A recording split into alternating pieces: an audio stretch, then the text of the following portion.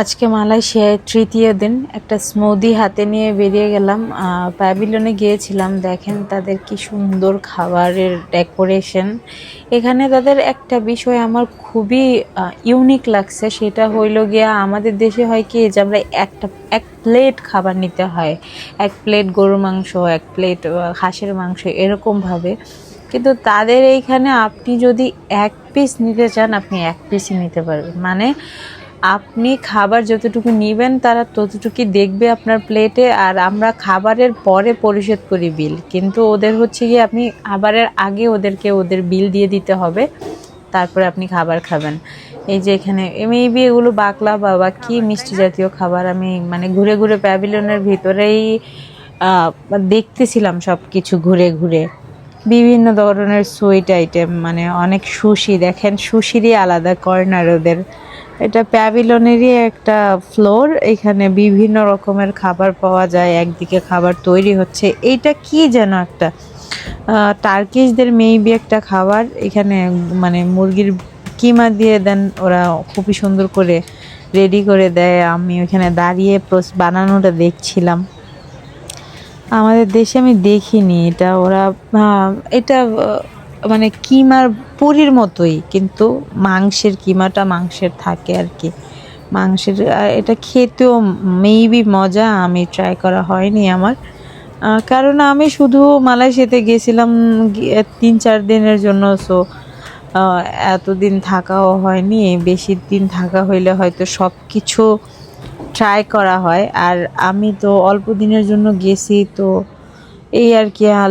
Last আমি নিয়েছিলাম হচ্ছে ফ্রেঞ্চ ফ্রাই, আর হচ্ছে ফ্রেঞ্চ ফ্রাইয়ের সাথে এটা হচ্ছে ব্রুস্টেড টাইপের কিছু একটা, তাও শেয়ার করে খাচ্ছিলাম আরেকজনের সাথে। মানে আমার গ্রুপে একজন ছিল, তার সাথে শেয়ার করে খাচ্ছিলাম আর কি। ওদের দেশের ফ্রেঞ্চ ফ্রাই আমাদের দেশের মতো কেমন, মানে অনেক মজা এরকম না। তাও অ্যাভারেজ ভালোই লাগছে। দাম যদিও একটু বেশি ছিল আমাদের দেশের থেকে।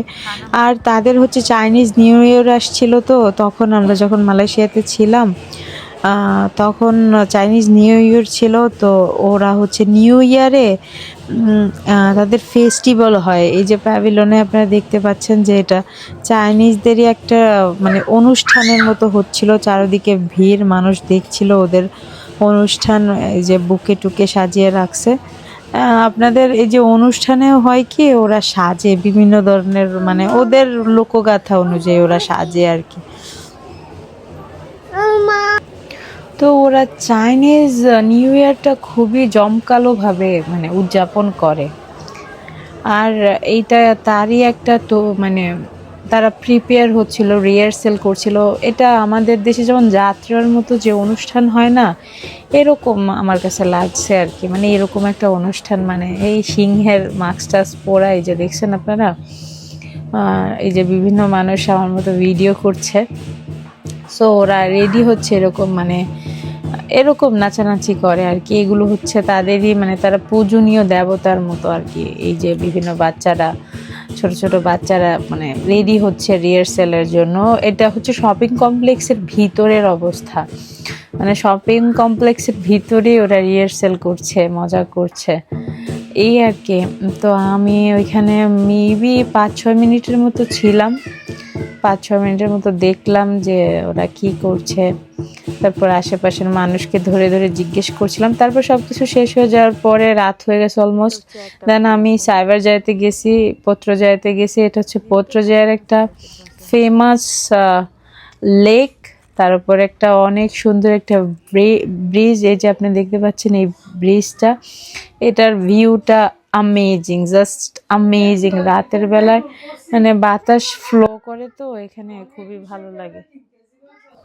মানে জায়গাটা খুবই পরিষ্কার। মালয়েশিয়ার সব জায়গায় পরিষ্কার, ওইখানে আপনি চাইলেও মালা টলা ফেলতে পারবেন না। আর বাতাস বইতেছিল, তারই পাশে আরেকটা মসজিদ ছিল, সেটার ভিউটা দেখতে দেখতে একটা সফট মিউজিক শুনতে শুনতে বাস এবার হচ্ছে হোটেলের দিকে যাচ্ছি। কারণ লম্বা একটা জার্নি, আবার শ্রীলঙ্কাতে ট্রানজিট ছিল। এর জন্য মানে চিন্তা করতেছিলাম, মাইন্ডসেট করছিলাম যে ঘুমাইতে হবে তাড়াতাড়ি। সো চইলা গেছে মেবি ও তখনকার সময় রাতের 11টা বাজছে। এই যে দেখছেন কত সুন্দর না মসজিদটা। এই তো। আর আরেকটাও ভিউ ছিল ওই যে এটা পুরা শহর থেকেই দেখা যায়।